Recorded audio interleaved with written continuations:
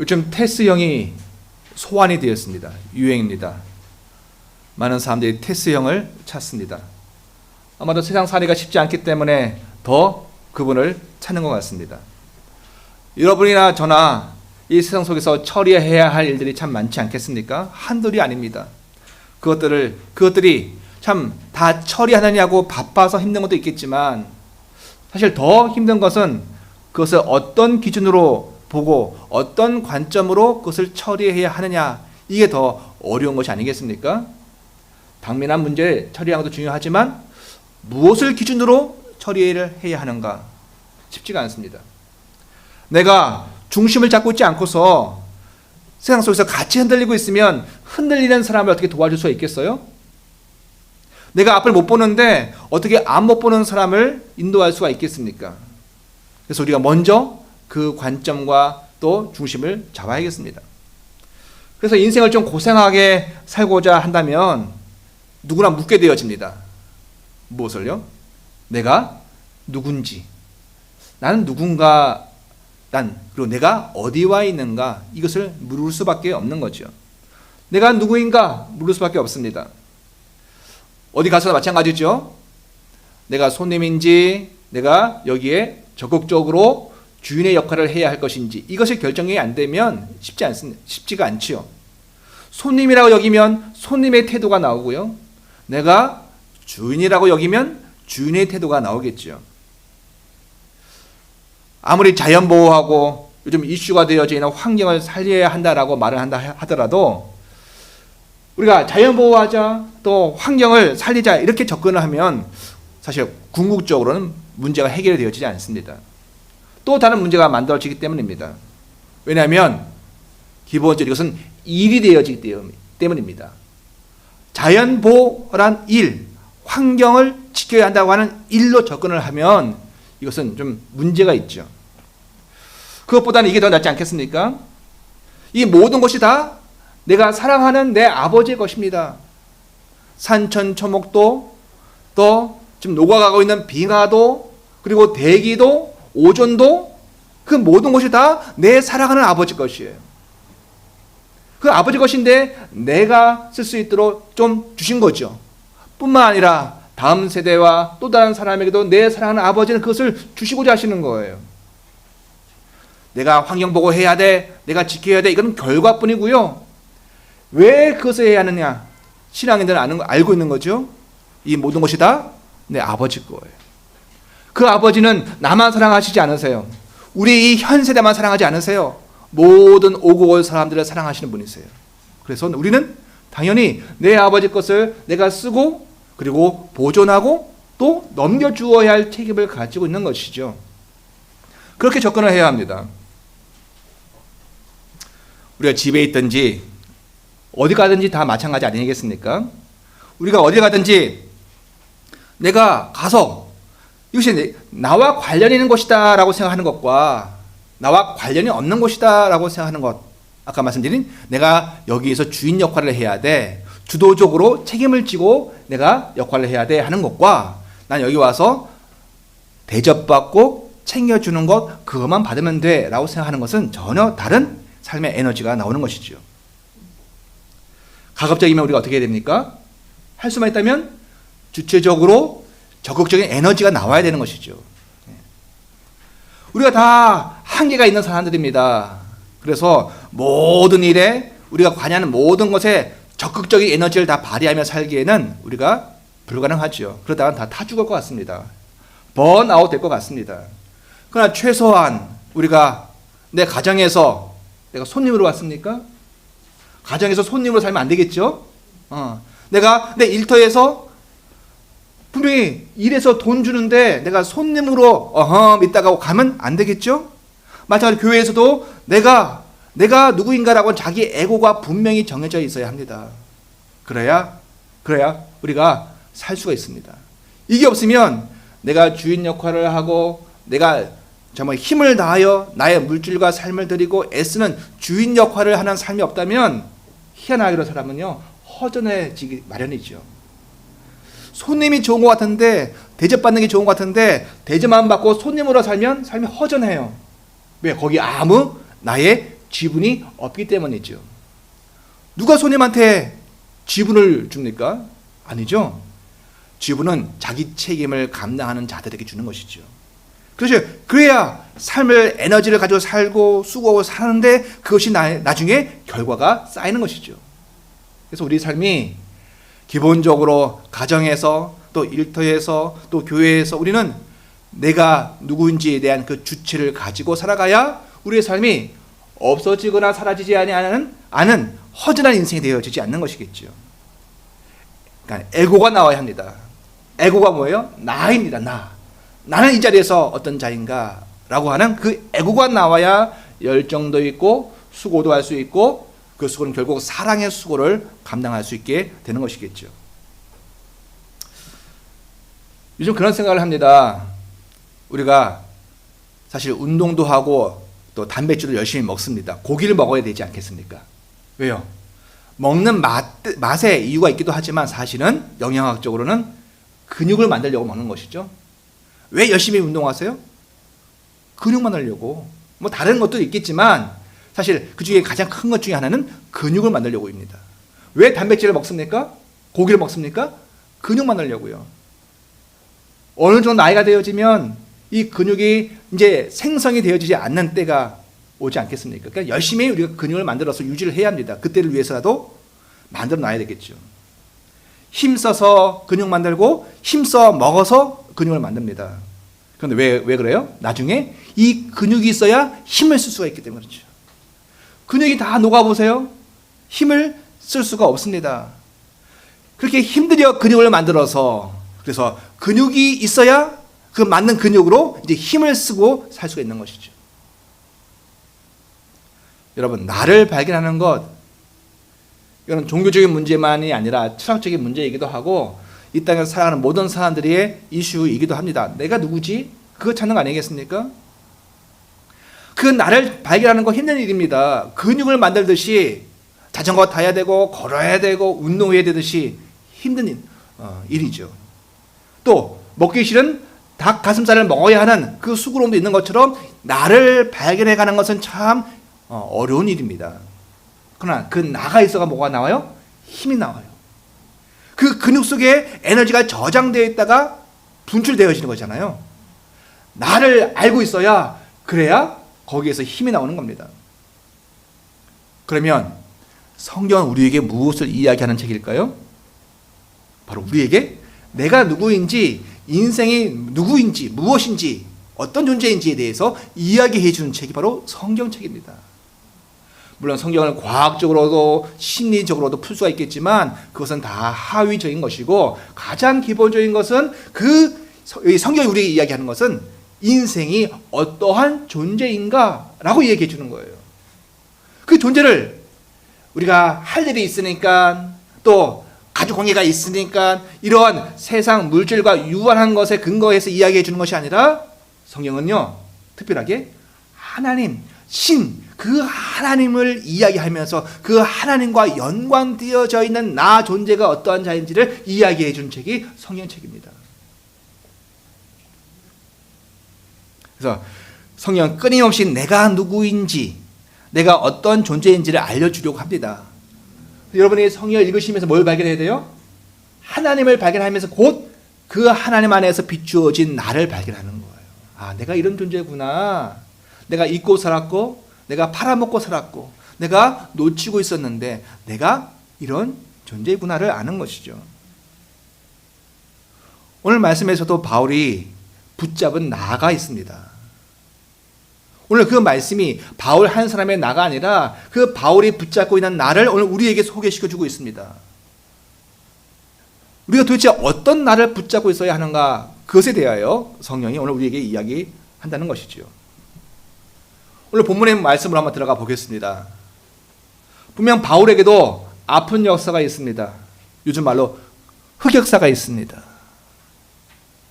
무명 시절에 찍어놓은 이상한 사진, 또 무명 시절에 자기도 먹고 살아야 되기 때문에 출연했던 이상한 영화, 그런 것들이 나중에 스타가 되어진 사람들의 발목 붙잡지 않겠습니까? 마찬가지로 이 바울에게도 아픈 역사, 흑역사가 있습니다. 그것이 9절에 있는 내용입니다. 한번 9절 한번 읽어보겠습니다. 다시요. 시작. 나는 사도 중에서 가장 작은 자라. 나는 하나님의 교회를 박해하였으므로 사도라 칭함받기를 감당하지 못할지니라. 여기서 말하는 이 사람의, 이 바울의 흑역사, 아픈 역사는 뭐예요? 바로 자기가 옛날에 교회를 박해했던 사람이라는 거예요. 원래 이 사람이 출신이 그렇다는 겁니다. 심지어 믿는 자를 죽일 수 있는 권한을 부여받은 사람이었었어요.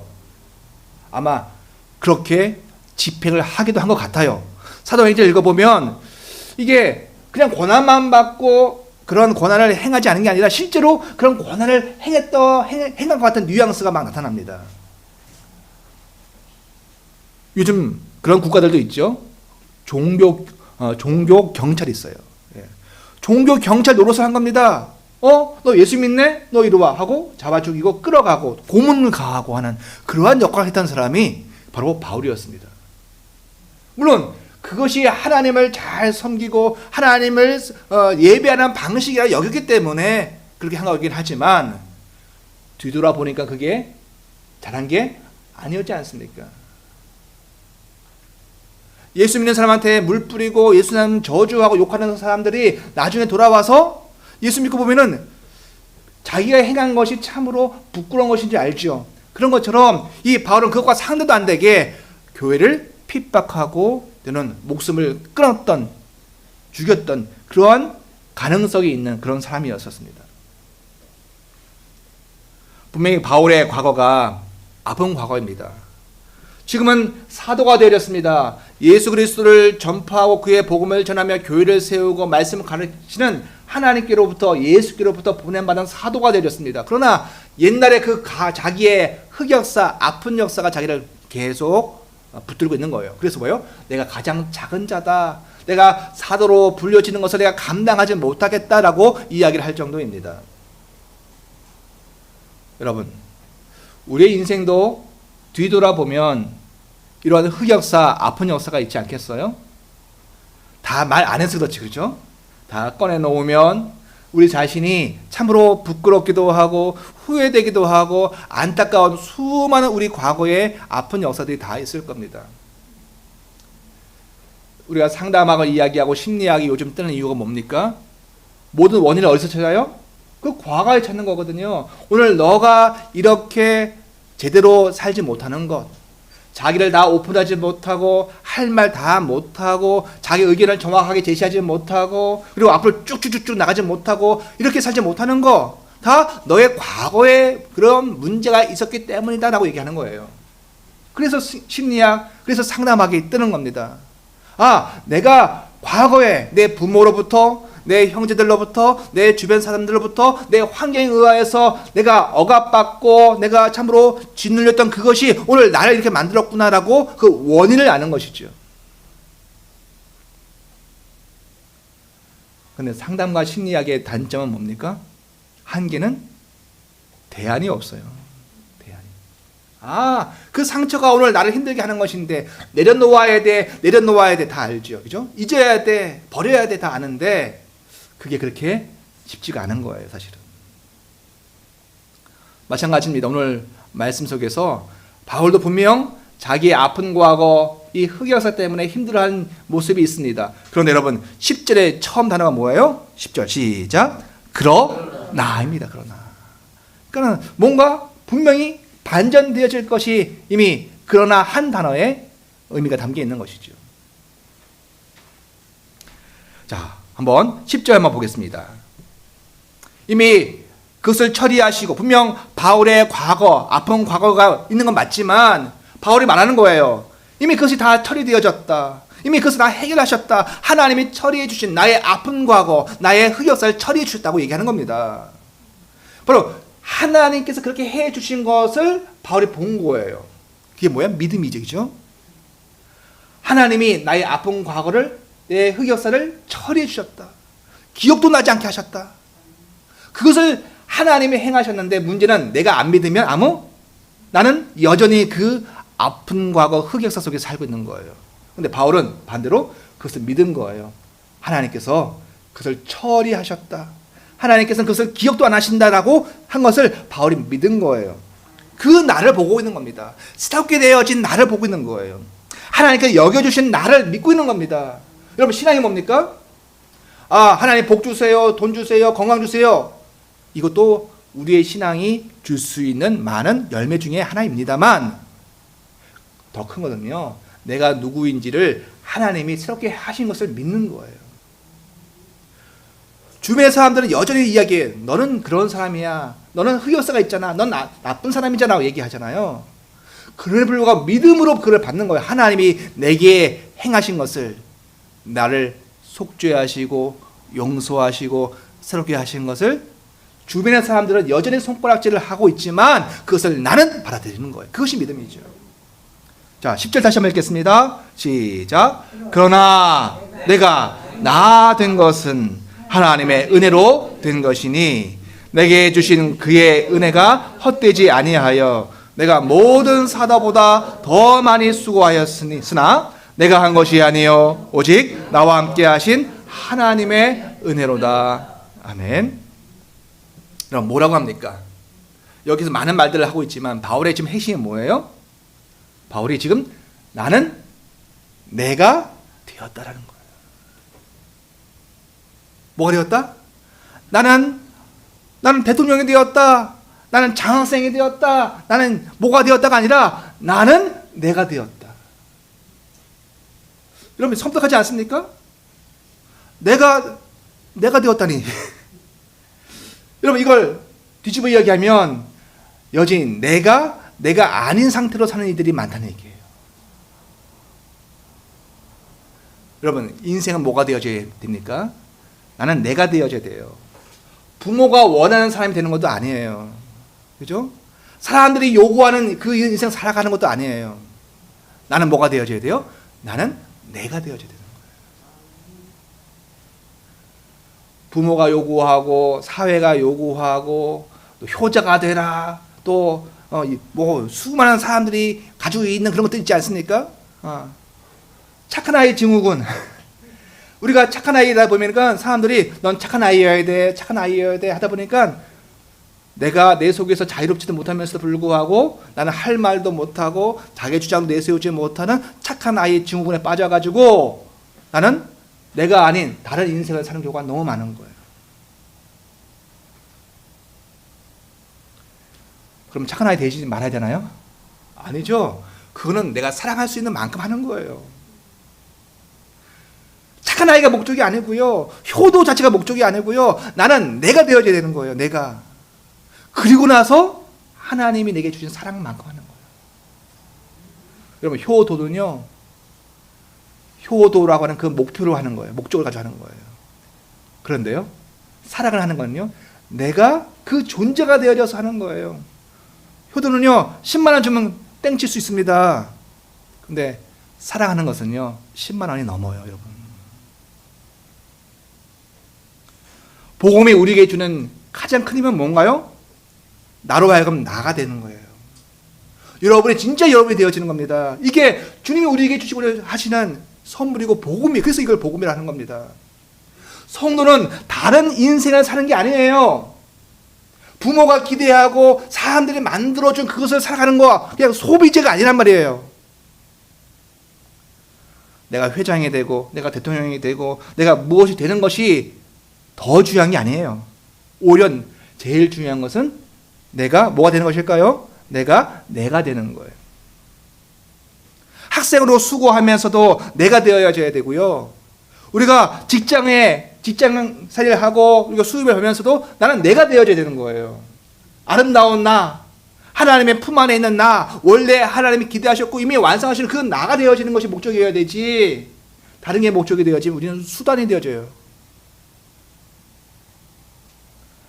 여러분, 오늘도 우리 살아가면서 우리가 회사에서 일하고 또 이 경제생활 속에 있으면 참 힘들잖아요. 그죠? 늘 하는 말씀들이 남의 돈 받아내는 게 쉽지가 않아요. 그죠? 내 돈 삼는 게 쉽지가 않습니다. 그런데 그것에 하면서도 우리는 뭐가 목적입니까? 경제활동을 하면서도 나는 내가 되어야 되는 거예요. 하나님이 내게 이미 부어주신 그것을 내가 찾아가는 것이죠. 여러분, 그런데요, 한 번 더 들어가 보겠습니다. 여기서 더 중요한 것은요, 내가 되어져 가는 게 아니고요, 어떤 면에서는요, 이거 좀 잘 봐야 합니다. 말을 잘못하면요, 내가 되어진다는 말은요, 어떤 면에서 내가 역할을 잘하고 그러면 없던 내가 만들어진다라고 하는, 그렇게 할 가능성이 있는 거예요. 오히려 원래 있는 내가 있어요. 여러분과 저가 이미 진짜 내가 있어요. 그를 찾는다라고 하는 게 더 적절한 말이에요. 우리의 인생과 우리의 믿음과 우리의 신앙은 뭡니까? 내가 되어져, 내가 없는 걸 만드는 게 아니라, 내가 이 역할을 잘하면 진짜 내가 되겠지, 내가 이것을 잘하면 또 다른 내가 되겠지가 아니라, 내가 원래 가지고 있어야 할 내가 있는 건데 그 나를 찾는 거예요. 여러분, 사람들하고 갈등 관계 쉽지 않아요, 그죠? 우리가 누구와 같이 차 타고 가는 것도 좋아하는 사람이 아니면 쉽지가 않아요. 근데 기도를 하다가 주님이 답을 주세요. 한번 감당해봐. 그러면은 그 일을 하면서 원래는 싫기도 하고 또 원하지도 않는데 그 일을 행하면서 원래 내게 주신 나를 찾는 거예요. 원래 이 세상 사람이 다 나와 만나는 사람이 어디 있어요, 그죠? 부부도 안 맞고 자식도 안 맞는데. 그런데 같이 왜 그래요? 왜 살아요? 같이 살고 하면서 나를 찾는 거예요. 하나님이 내게 주신 진짜 나가 있거든요. 그냥 되지 않더라고요. 그런 갈등 관계를 겪어가면서 거기서 안 되니까 또 기도해 가면서 그러면서 나는 나를 찾는 거예요. 우리 삶의 목표가 다 그것이어야 합니다. 이 말은 이 자리에서 무엇으로 있어야 하는지 정확히 아는 거예요. 원래 이 자리에서 하나님 원하신 진짜 내가 있어. 그럴 때 찾아서 하는 거예요. 여러분, 그러니까 이렇게 얘기할 수도 있겠죠? 우리 글쓰기 할 때 아이들한테 주제를 찾아라 그래요. 그래, 주제를 찾아라, 이렇게 얘기하죠. 예. 그런데 이 주제를 그래서만 찾는 게 아니에요, 그렇죠? 어디에서 찾아야 돼요? 내 인생, 나에 대해서. 나의 주제가 뭘까? 이걸 말을 잘못하면 이상해져요. 주제 파악이나 해라, 이게 아니고 나의 인생의 주제는 뭘까? 그걸 찾아가는 거예요. 내 인생을 걸어가면서 하나님은 내게 인생 전체를 쓰게 하실 터인데 그때 주신 주제가 있어. 그 주제를 찾아가는 거예요. 매 사건마다, 매 만남마다 다 알지 못하지만 그 주제를 찾아가며 완성해 가는 것이 우리이죠. 자, 우리 이런 모습을 예수님의 길로 봅니다. 나가 있는 사람은 당당해요. 우리 주님 이렇게 말씀하지 않습니까? 나는 생명의 떡이다. 나는 세상의 빛이다. 나는 양의 문이다. 나가 누군지 예수님은 분명히 알고 계셨어요. 이 땅에 그냥 와볼까? 와서 뭐 해볼까? 좀 도움이 되나? 이게 아니고 예수님은 당신이 누구인지, 그리고 이 땅에 오셔서 인생들에게 어떤 역할을 하실 것인지 분명히 알고 계셨습니다. 자, 우리는 누구예요? 크리스찬입니다. 예수의 사람들이에요. 그러니까 예수, 그분의 삶의 방식이 우리의 방식이 되는 겁니다. 그래서 예수님, 그리고 예수를 믿고 예수의 사람이 된 사람들의 공통점이 여기에 있습니다. 그들은 누구예요? 그들은 자신이 누구인지를 알고 있는 사람들입니다. 시험에 들고 영이 어두워졌다는 것은 이게 흔들리는 거예요, 사실은. 내가 누구지? 몰라. 이걸 모르면 이미 시험에 든 것이고 영이 어두워진 겁니다. 다른 사람이 해석해 주신 나가 아니죠. 돈이 많다가 적다가 그때마다 바뀌는 나가 아닙니다. 또 내가 공부를 많이 했느냐 또 적게 했느냐 그것으로 정해지는 나도 아니에요. 세상 다 그런 걸로 우리를 규정하잖아요, 그죠? 너 돈 있어 없어? 너 집 있어 없어? 너 얼마만큼 배웠어? 너 사회적 위치가 어때? 그것으로 우리를 규정하는 것이 세상이지만 우리의 참 인간은, 하나님의 사람은 하나님이 내게 주신 그 하나님의 그 나를 가지고 살아가는 사람들이죠. 그래서 하나님의 은혜로 발견되어진 나를 가지고 사는 사람들이 우리입니다. 여러분, 한 주간 은혜 생활을 하셨습니까? 그렇다면 그 은혜 생활 속에서 분명히 하나님 우리에게 말씀해 주셨을 거예요. 우리가 어떤 사람인지. 그걸 알고 살아가는 거예요. 늘 말씀드리지만 우리 세상살이 바빠요. 공부하는데도, 공부만 하는데도 시간이 모자르고요. 열심히 돈 버는데도 시간이 모자라요. 그래서 그걸 먼저 하면 은혜 생활을 할 수가 없어요. 100% 없습니다. 은혜 생활을 먼저 하셔야 돼요. 그래야 내가 누구인지를 알 수 있어요. 그래야 이 땅에서 넘어지지 않아요. 여러분에게 하나님이 너는 누구다라고 매일같이 매 순간마다 우리에게 알려주시는 그 은혜가 있기를 원합니다. 그러면요, 우리의 마음속에 허무와 허전이 안 들어와요, 여러분. 또 말합니다. 언제 우리가 시험 들었고 언제 우리가 영이 어두운 거예요? 허무와 허전이 들어올 때 그때 힘든 거예요. 왜? 은혜가 없기 때문에. 은혜를 놓치고 있는 거예요. 은혜의 끈을 지금 잃어버린 거예요. 그거 빨리 회복하셔야 되는 겁니다.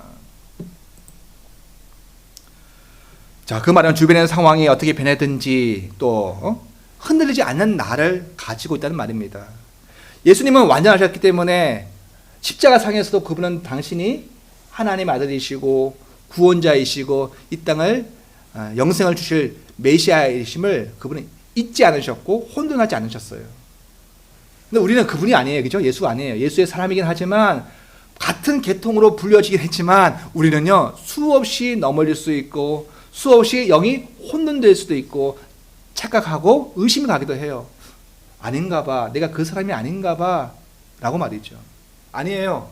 그래서 은혜생활을 깊이 오래 하셔야 합니다. 그래야 그 가치가 훼손되어지지 않는 상태로 그리고 우리가 그것을 가지고 살아갈 수가 있습니다. 세상에서는요, 사람들이 칭찬해주면 내가 뭐가 된 것 같고 사람들이 나한테 욕하면 우리는 내가 좌절하기도 합니다.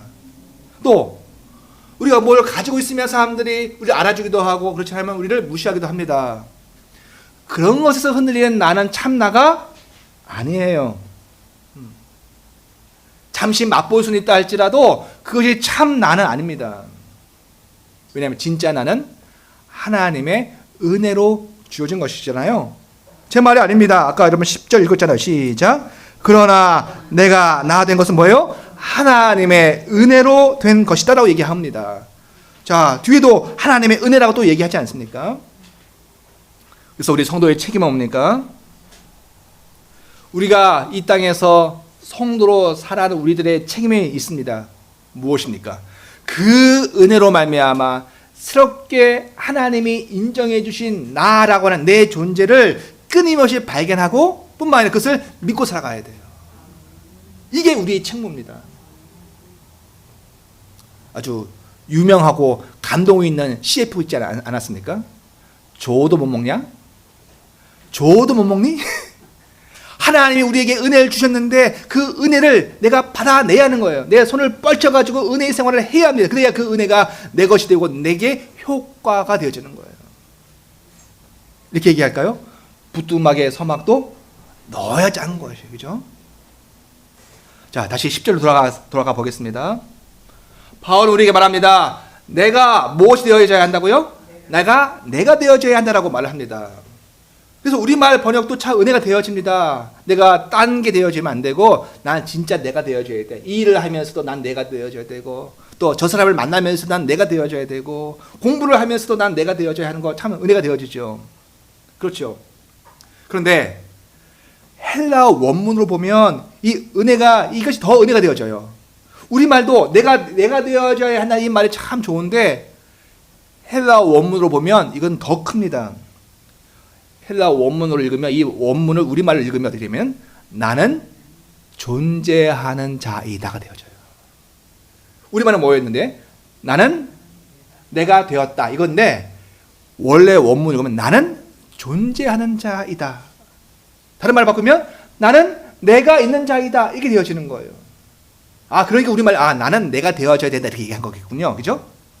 여러분 나는 존재하는 자예요. 신앙을 가지고 하나님의 은혜를 가지고 있다는 얘기는 뭐냐면요, 나는 소멸되어지지 아니하는 존재하는 자예요. 존재란 말은 없어지지 않는다는 걸 의미합니다. 나는 내가 있는 자가 되어지는 거예요. 그래서 영어 번역에서는요, 나는 am, 이다, what I am, 내가 있는 것이다 이렇게 되어지는 거예요. 나는 내가 있는 자이다. 여러분 이 얼마나 충격적인 말입니까? 아까도 얘기했지만 이 말은 나는 내가 없는 자이다 라는 말이 성립이 되는 말이에요. 여러분 나가 있어요? 나를 가지고 살아가고 있습니까? 조심해야 할 것은 분명히 나는 내가 없는 자로 살 수도 있을 가능성이 있는 거예요. 그렇습니다. 하나님의 은혜, 곧 예수 그리스도 아니고서는 인생은 내가 없는 상태로 내가 살아요. 다시요.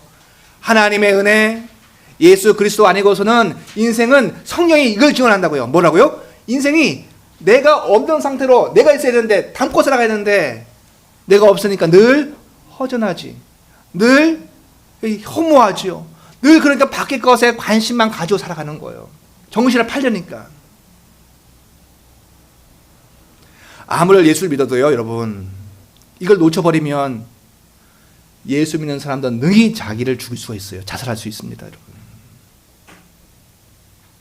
나 예수 믿었다라고 하는 선언적인 이야기로 우리의 모든 삶의 실존이 다 해결되지 않아요, 여러분. 내가 예수를 믿어요? 그러면요, 그 은혜로 말미암아 내 안에 내가 있으면 늘 확인하며 살아가야 돼요. 그렇지 않으면 속임을 당해요. 마귀가 속여요. 너 허무하잖아, 너 허전하잖아, 이 삶을 살 이유가 없잖아 라고 계속 우리 속여요. 여러 가지 핑계를 내겠죠. 너 몸 아프잖아, 너 지금 사업이 다 망했잖아, 너 자기 뭐 이런저런 이야기를 가지고 다 우리 속이겠죠. 예수 믿어도 뭐 하셔야 돼요? 늘 은혜 생활함을 통해 내 안에 내가 있는 자라는 사실을 늘 확인하지 아니하시면 우리는 속혀요. 우리 사는 세상이 그렇게 만만치가 않습니다. 우리 삶에 내가 어떤 사람이 되어야지 라고 하는 목표만 있고, 오늘 내가 뭐 해야지? 스케줄이 너무 바빠, 일만 있고, 또 다른 사람들 내게 요구하는 뭐 부탁이나 또 뭐 압력도 있고, 그런 것만 있고, 또 돈이 있고 인기만 있으면, 이것만 있으면 뭐가 없는 상태예요? 내 안에 내가 없는 상태가 되어지는 거예요. 그러면 어떻게 될까요? 다 고요할 때, 아무도 없을 때, 인기가 딱 끝나고 사람들의 관심이 끝나고 그 캄캄한 밤에 나는 없는 상태를 발견하는 거예요. 그때 허무해져요. 허전해져요. 그 허무와 허전이 도달하는 결과는 끝이에요. 딱 정해져 있는 거예요, 여러분. 결코 마귀 사탄이 그래서 그냥 가만히 두지 않습니다. 반대로 이야기해 볼까요? 내 안에 걱정만 있어.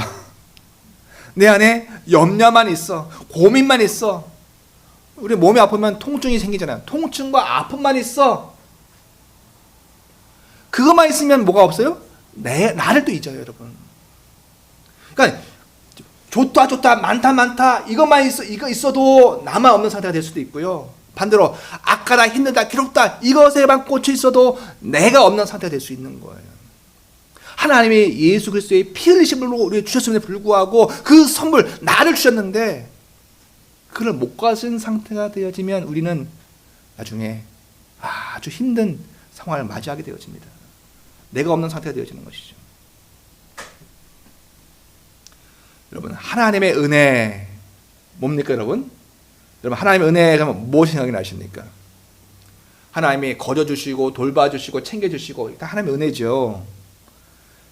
근데 하나님의 은혜 그러면 우리가 좀 피상적으로 생각할 수가 있어요. 그런데 성경에서 하나님의 은혜 그러면 이것은요, 성경에 말하고 복음이 우리에게 이야기해 주는 그 하나님의 은혜는 다른 건 다 부차적이고 다 이차적이고 가장 핵심은 뭐냐면 하나님의 은혜는 우리에게 주신 구원이에요. 구원입니다. 나를 주신 거예요. 곧 예수 그리스도이십니다. 예수 그리스도 왜 오셨어요? 우리에게 그 은혜를 통해서 우리에게 구원 주시려고, 참된 나를 주시려고 오신 거예요. 예. 그래서 은혜 생활은 참된 예수 그리스도를 경험하는 시간이 되어지는 겁니다. 이 예배의 시간이 왜 중요해요? 이 예배 시간을 통해서 이 은혜의 체험을 통해서 내 안에 하나님이 새 생명을 내게 주셨구나. 영원히 죽지 아니하는 하나님의 생명, 그 생명을 주셨구나. 내가 하나님의 자녀이구나. 내 세상을 통치하는 자이구나를 알게 되어지는 그것을 가지고 그걸 경험하는 겁니다. 그래서 그 하나님 우리가 예수를 직접 못 보잖아요. 지금요. 몸으로 손으로 못 만지고 눈으로 못 보잖아요. 그런데 주님 우리를 체험하게 하셨어요. 은혜를 경험하게 하셨단 말이에요. 내가 구원받은 자이구나를 경험하게 하셨다고요. 뭘로요? 그 방편이 결국 말씀과 기도예요.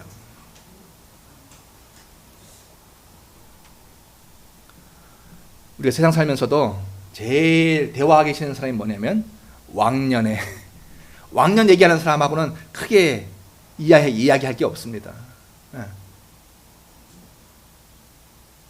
뭐 성령은 미래의 영이고 장래의 영이고, 성령 충만한 사람은 장래를 얘기하지 왕년을 얘기 안 해요. 그런데 성령이 가물가물하거나 없거나 또 한 사람들, 또 세상에서도 신앙을 얘기하지 않더라도 가장 대화하기 힘든 사람이 왕년 얘기하는 사람이에요. 여러분, 주님이 오늘 우리에게 말씀하신 것이 이것입니다.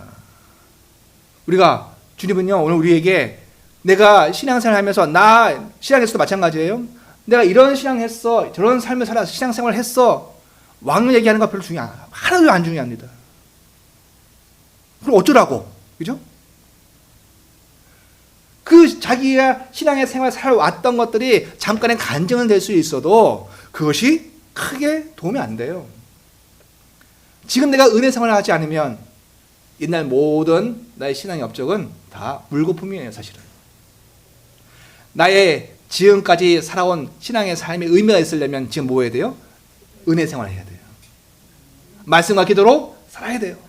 그래야 이것이 지금의 나의 삶의 의미뿐만 아니라 나의 지금까지 살아온 모든 삶의 의미가 되어지는 것입니다. 자, 그럼 이렇게 말할 수 있겠죠? 말씀 생활과 기도 생활을 왜 합니까? 라고 누가 물어본다고 한번 쳐보죠. 왜 해요? 내가 말씀을 읽고 기도했다, 이게 중요한 게 아니고, 그것만이 중요한 게 아니고, 그 모든 것을 통해서 우리는 누구를 경험합니까? 예수 그리스도를 경험합니다. 나의 구원을 경험하는 거예요. 내가 구원받은 자이구나를 경험하는 겁니다. 그리고 그것이 바로 하나님의 은혜임을 다시 고백하게 되어지는 겁니다.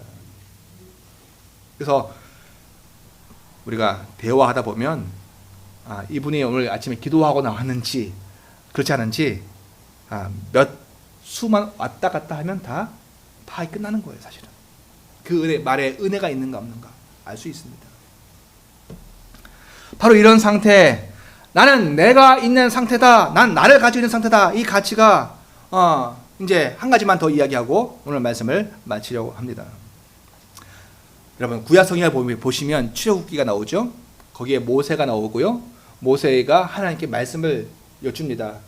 당신의 이름을 가르쳐 주세요 라고 묻죠. 그때 하나님 뭐라고 그러십니까? 나는 스스로 있는 자이다, 이렇게 말씀을 하십니다. 스스로 있는 자이다. 그런데 이 스스로 있는 자를 원래 히브리어인데 이걸 헬라어 번역을 했을 때 한 것을 70인경이라고 합니다. 70인경. 약 기원전 200년 정도에, 예수님 오시기 전 200년 정도에 히브리어로 되어져 있던 구약 성경을 그 당시에 세계를 제패했던 그리스의 언어, 즉 그리스어 헬라어로 번역을 해놓은 것이 70인경이에요. 약 70명의 학자가 번역을 했다는 뜻으로 이제 이렇게 해놓은 겁니다. 우리가 지금 이 시간 헬라어 읽을 거 아니고요. 근데 그 헬라어로 하나님이 자기 이름을 소개해요. 나는 스스로 있는 자, 그것을 헬라어로 번역해서 읽으면 뭐가 되냐면 나는 존재하는 자이다. 뭐가요? 하나님의 이름이요. 다른 말로 말하면 나는 내가 있는 자이다, 이게 하나님의 이름이에요. 그걸 우리말로 나는 스스로 있는 자다라고 번역을 한 겁니다. 여러분, 섬뜩하지 않으십니까? 하나님은 당신의 힘을 나는 존재하는 자이다, 나는 내가 있는 자이다. 그런데 이것이 뭐가 동일해요? 구약 그 말씀이 지금 바울이 이야기하는 자기가 누구인지, 나는 나를 가지고 있는 자이다, 나는 내가 존재하는 자이다, 그거 똑같아요. 완전히 일치합니다, 여러분. 단지 차이점은 하나님은 시간이 아니라 영원한 존재로 이야기하시고, 바울은 자기가 이 이 시간 속에서 존재하는 자다라고 자기 한계를 딱 명확하게 하면서 이야기할 뿐이지만 기본적으로는 하나님이 존재이시고요. 또 바울이 또 믿는 우리가 존재가 되어지는 거예요. 우리는요, 한바탕 잘 살다가, 이 땅에서 살다가 허드러지게 놀다가 없어지는 자가 아니에요. 하나님의 이름의 그 특징이 오늘 내 안에 와 있는 자들입니다. 나는 존재하는 자이고. 여러분, 이게 두려운 말씀이기도 합니다. 내가 영원히 살 자예요. 그런데 이렇게 살면 되겠어요? 이렇게 물을 수가 있는 거예요, 사실은. 은혜 받은 우리는요, 성도는요, 일단은 시간 속에서 존재하는 자로 불려진 거죠. 하나님과 본질적으로, 존재론적으로 분명한 차이가 있긴 하지만 그 하나님의 자녀가 되어진 우리에게 하나님은 당신의 속성을 과감 없이 부어주신 거예요. 하나님의 속성은 물려받은 자예요. 저희 집 막내를 보면 유전자가 살아있다를 알아요. 아빠 유전자가 그대로 막내한테 가 있더라고요. 얼굴의 모양이나 크기가 딱 그걸 규정합니다. 유전자를 받고 있는 거예요. 그것이 자녀입니다, 여러분. 그런데 신자는요, 성도는요, 뭐를 물려받았을까요? 하나님의 DNA, 하나님의 속성을 물려받은 자예요. 어떤 속성이요? 존재하는 자, 내가 있는 자. 나는 그냥 빈 상태로 돌아다니는 자가 아니고 나는 내 안에 내가 있고 나를 가지고 있는 자로 살고 있는 자입니다. 로마서 이런 말씀이 있습니다. 자기 아들을 아끼지 아니하시고 우리 모든 사람을 위하여 내주신 이가 어찌 그 아들과 함께 모든 것을 우리에게 주시지 아니하겠느냐. 이게 복음인데 거기에 모두 포함되어 있어요. 하나님의 DNA, 하나님의 속성, 존재로서 나를 가지고 계신 그 특성도 우리에게 주신 거예요.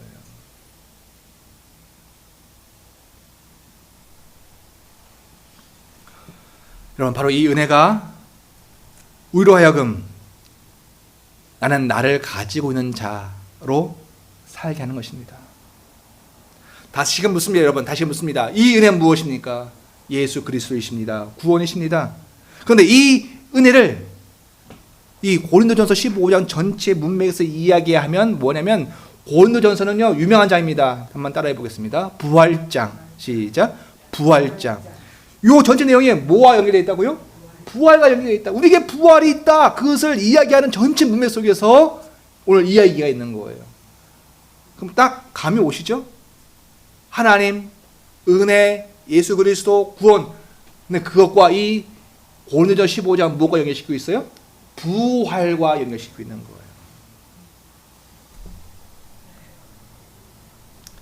여러분, 진정으로 우리가 의기소침해서, 우울감에서, 또 자기 연민에서, 그 무력감에서 벗어나려고 한다면 무엇이 답일까요? 은혜가 답입니다. 일단 그 은혜는 오늘 뭐예요? 부활입니다. 이런 부활을 체험하셔야 되는 겁니다. 그래서 내가 오늘 기도 가운데 하나님 나를 구원하시는 은혜를 주셨는데 그 실제는 뭐냐면 내가 다시 부활할 것이라는 사실입니다.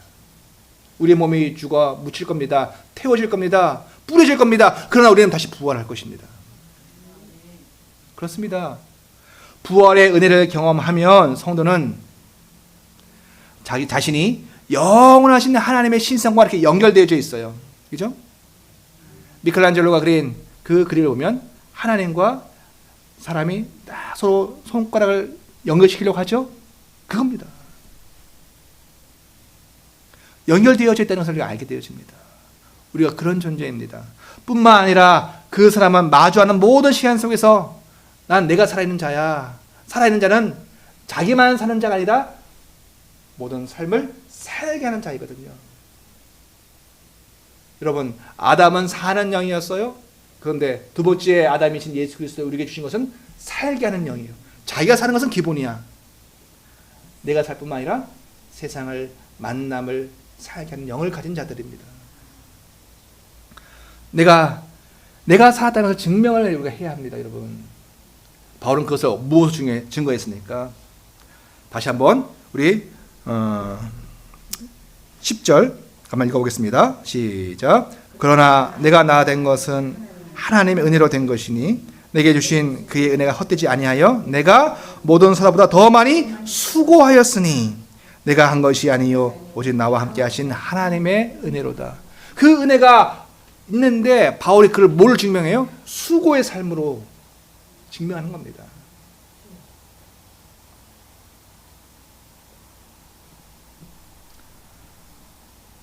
바꿔 말하면 우리의 열매는 내가 부활하고 내가 구원받았고 내가 하나님의 생명을 가지고 있는 존재하는 자, 나를 가지고 있는 자라는 그것을 가지고 있다면 열매는 뭐예요? 오늘 삶에 수고로이 살아가는 겁니다. 힘을 다해 살아가는 겁니다. 주님의 말씀처럼 이 땅을 살게 하는 자로 사는 것입니다. 그 은혜가 우리 가운데 있기를 축원드립니다. 기도하겠습니다.